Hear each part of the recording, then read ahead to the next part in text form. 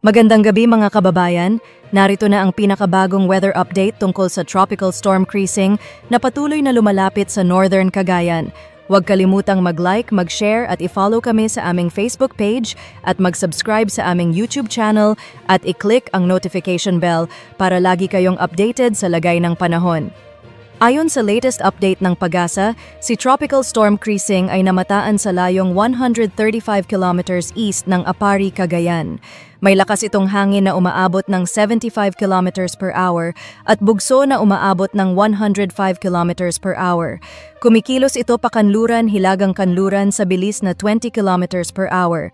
Inaasahang magla-landfall ngayong gabi sa northeastern Cagayan o sa Babuyan Islands.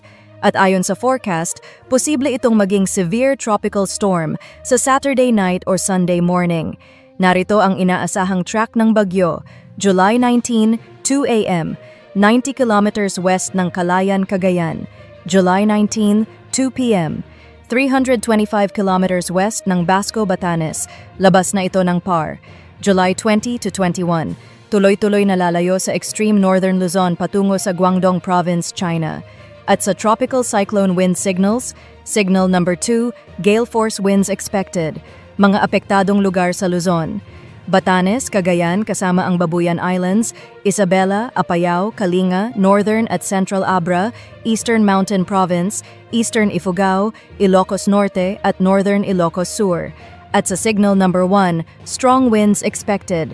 Apektado rin ang mga lugar gaya ng Quirino, Nueva Vizcaya, natitirang bahagi ng Mountain Province at Ifugao, natitirang bahagi ng Abra, Benguet, Ilocos Sur, La Union, Northern Pangasinan, Northern Aurora, at Northeastern Nueva Ecija.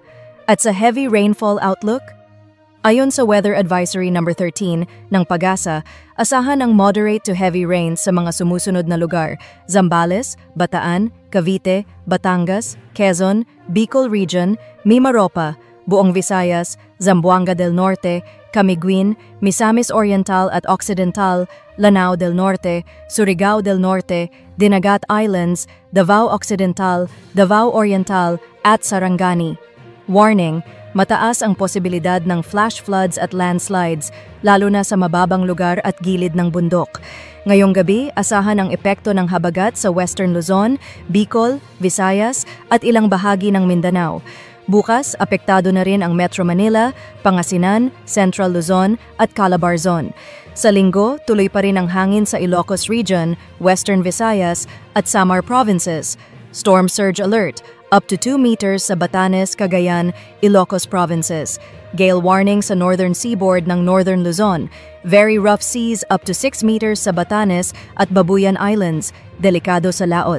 Mga mangingisda, iwas muna kung maliit ang bangka o kulang sa gamit. Sa ating mga kababayan, ang Tropical Storm Krising ay patuloy na lumalapit, kaya huwag maging kampante. Maging alerto, maghanda at bantayan ang lagay ng panahon. Para sa mas marami pang weather updates, i-like, share, follow, subscribe at huwag kalimutang i-click ang notification bell para laging updated sa balita.